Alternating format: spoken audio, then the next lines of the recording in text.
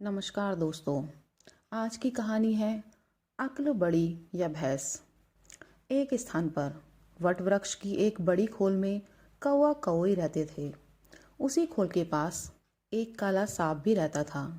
वह सांप कौई के नन्हे नन्हे बच्चों को उनके पंख निकलने से पहले ही खा जाता था।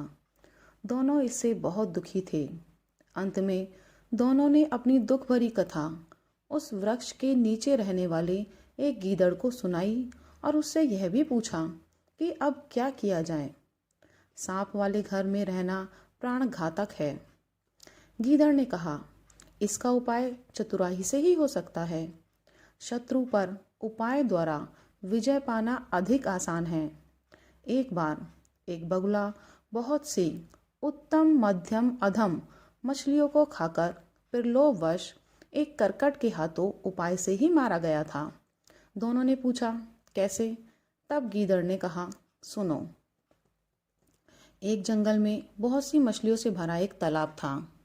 एक बगुला वहां दिन प्रतिदिन मछलियों को खाने के लिए आता था, किंतु वृद्ध होने के कारण मछलियों को पकड़ नहीं पाता था। इस तरह भूख से व्याकुल हुआ एक दिन अपने बुढ़ापे पर रो रहा था। एक केकड़ा उधर आया।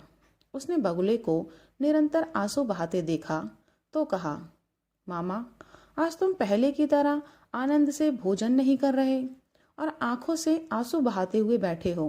इसका क्या कारण है? बगुले ने कहा, मित्र, तुम ठीक कहते हो। मुझे मछलियों को भोजन बनाने से विरक्ति हो चुकी है। आजकल अनशन कर रहा हूँ। इसी से मैं पास में आई मछलियों को भी नहीं पकड़ता। केकड़े ने यह सुनकर कहा, मामा, इस वैराग्य का कारण क्या है? बगुला, मित्र, बात यह है कि मैंने इस तालाब में जन्म लिया। बचपन से यहीं रहा हूँ और यहीं मेरी उम्र गुजरी है। इस तालाब और तालाब वासियों से मेरा प्रेम है, किंतु मैंने सुना है कि अब बड़ा भारी अकाल पड़ने वाला है। 12 वर्षों तक वृष्टि नहीं होगी। केकड़ा, किससे सुना है? बगुला, एक ज्योतिषी से सुना है।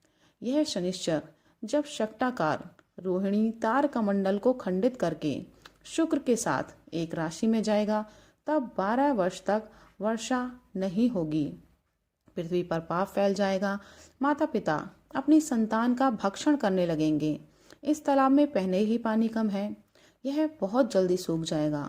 इसके सूखने पर मेरे सब बचपन के साथी, जिनके बीच मैं इतना बड़ा हुआ हूँ, मर जाएंगे।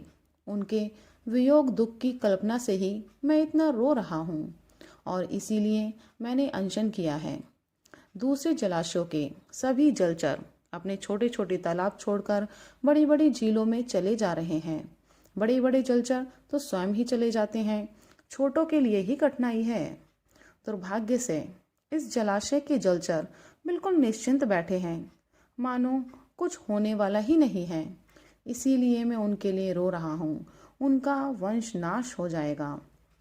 केकड़े ने बगुले के मुख से ये बात सुनकर अन्य सब मछलियों को भी भावी दुर्घटना की सूचना दे दी। सूचना पाकर जलाशय के सभी जलचरों, मछलियों, कछुए आदि ने बगुले को घेर कर पूछना शुरू किया, मामा, क्या किसी उपाय से हमारी रक्षा हो सकती है? बगुला बोला, यहाँ से थोड़ी दूर पर एक प्रचुर जल से भरा जलाशय है। वह इतना बड़ा है कि 24 वर्ष सूखा पड़ने पर भी ना सूखे। तुम यदि मेरी पीठ पर चढ़ जाओगे तो तुम्हें वहां ले चलूंगा। यह सुनकर सभी मछलियों, कछुओं और अन्य जल जीवों ने बगुले को भाई, मामा, चाचा पुकारते हुए चारों ओर से घेर लिया और चिल्लाना शुरू कर दिया, पहले मुझे, पहले मुझे। वह दुष्ट भी सबको बारी बारी अपनी पीठ पर बिठाकर जलाशय से कुछ दूर ले जाता और वहां एक शिला पर उन्हें पटक पटक कर मार देता था। दूसरे दिन उन्हें खाकर वह फिर जलाशय में आ जाता और नए शिकार ले जाता। कुछ दिन बाद केकड़े ने बगुले से कहा, मामा, मेरी तुमसे पहले पहल भेंट हुई थी, फिर भी आज तक तुम मुझे नहीं ले गए। अब प्रायः सभी नए जलाशय तक पहुंच चुके हैं। आज मेरा भी उद्धार कर दो। केकड़े की बात सुनकर बगुले ने सोचा, मछलियाँ खाते खाते मेरा मन भी अब ऊब गया है। केकड़े का मांस चटनी का काम देगा, आज इसका ही आहार करूंगा। यह सोचकर उसने केकड़े को गर्दन पर बिठा लिया और वध स्थान की ओर ले चला। केकड़े ने दूर से ही जब एक शिला पर मछलियों की हड्डी का पहाड़ से लगा देखा तो वह समझ गया कि यह बगुला किस अभिप्राय से मछलियों को यहाँ लाता था। फिर भी वह असली बात को छिपाकर प्रकट में बोला, मामा, वह जलाशय अब कितनी दूर रह गया है? मेरे भार से तुम इतना थक गए होगे, इसीलिए पूछ रहा हूँ।